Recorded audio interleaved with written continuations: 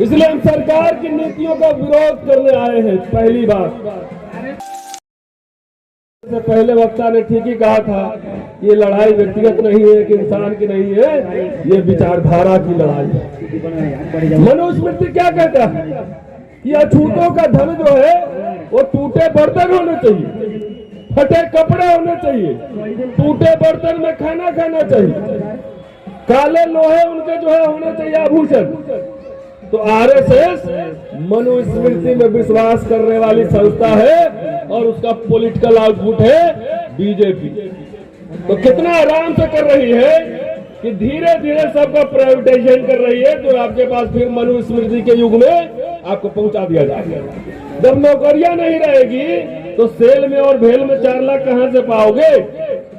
तो आपका एक मिडिल क्लास, जो मिडिल क्लास ही बैकबोन है, काशीराम जी को वही मिडिल क्लास ने बनाया था, उसी मिडिल क्लास ने बनाया था। अभी जितने संगठन अभी घूम रहे हैं भारत भर में, कर्मचारियों के बहुत सारे संगठन, उसको पैसा भी वही मिडिल क्लास देता है। आप सोचिए कितनी बड़ी साजिश है कि 10 साल बाद आपके बच्चों को नौकरी नहीं मिलने वाली। तो मिडिल क्लास रहेगा नहीं तो न संगठन चलेगा न पार्टी चलेगी। ये साजिश को समझिए। इसलिए हम सरकार की नीतियों का विरोध करने आए हैं। पहली बात। दूसरी बात, मेरे पास एक आंकड़ा है।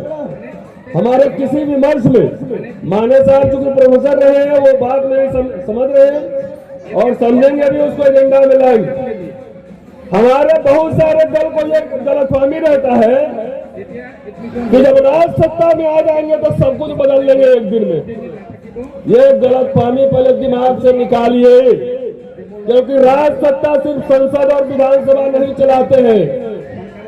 उसके वकील, उसके इंटेलेक्चुअल, उसके अर्थशास्त्री, उसके नीति निर्माता ये चलाते हैं राज सत्ता। सब बात मोदी जी को नहीं पता होता, सब बात मुख्यमंत्री को नहीं पता होता है। उसके आसपास जो उसके होते हैं ब्यूरोक्रेट्स होते हैं, इंटेलेक्चुअल्स होते हैं, राज सत्ता वो चलवाते हैं। इसलिए असली ताकत संस्थाओं के अंदर है, संस्थाओं के अंदर है। आखिर 600 साल मुसलमानों का शासन रहा इस देश में, तब भी ब्राह्मणवाद जिंदा रहा।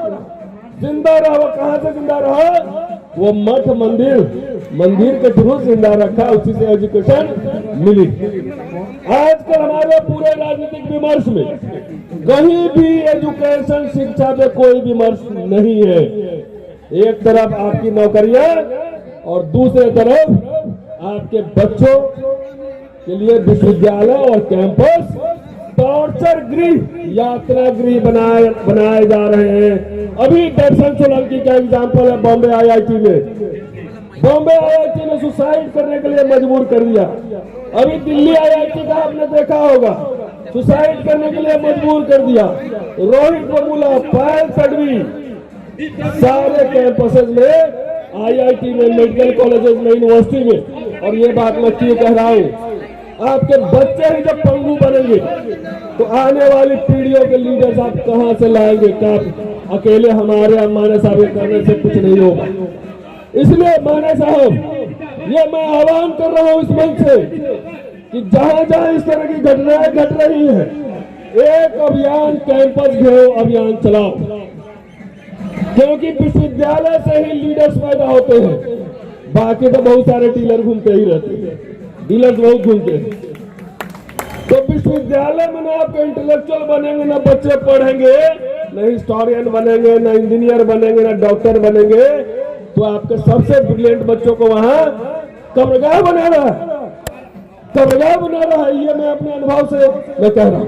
अब एक आंकड़ा देता हूं, सरकारी आंकड़ा, और ये चल रहा है व्हाट्सएप पर, सरकार के संसद में पेश हुआ कि 45 सेंट्रल यूनिवर्सिटी में हमको 5 एमपी बनाने से बेहतर है अगर मुझे मौका मिले तो 100 इंटेलेक्चुअल तैयार करेंगे, क्योंकि 100 इंटेलेक्चुअल 500 नेता पैदा कर देगा। ये समझिए, 45 सेंट्रल यूनिवर्सिटी में टोटल टीचिंग पोजीशन कितना है? सुन लीजिए, 13,098। जनरल कैटेगरी का 8,734, एससी का 1421, एसटी का 625, ओबीसी का 1901। परसेंटेज जोड़ लीजिएगा, परसेंटेज ये बता दूंगा। नॉन टीचिंग में पूरे विश्वविद्यालय में 20,199 टोटल। जनरल है 14,145, एससी है मात्र 1958, एसटी है मात्र 1141, ओबीसी है मात्र 2526।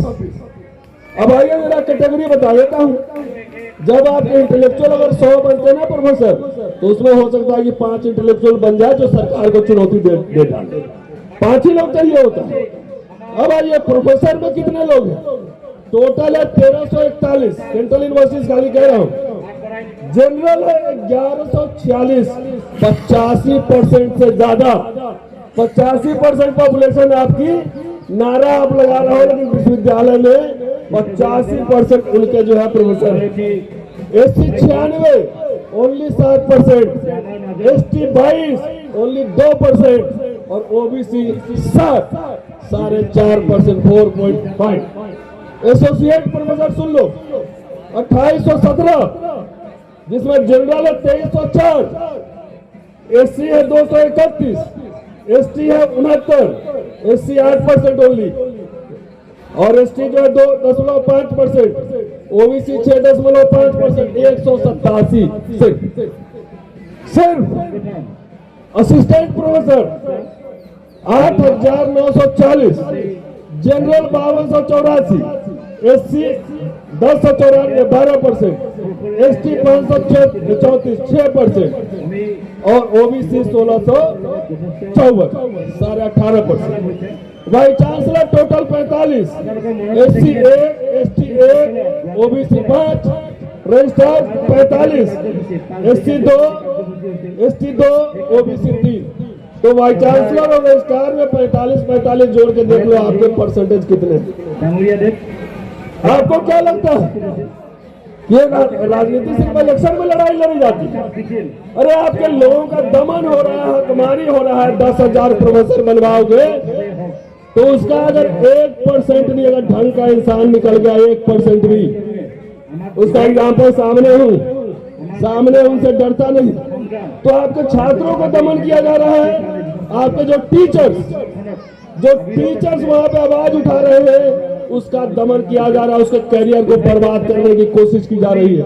लेकिन बहुजन विमर्श में ये कहीं नहीं है, कहीं नहीं है बहुजन विमर्श में।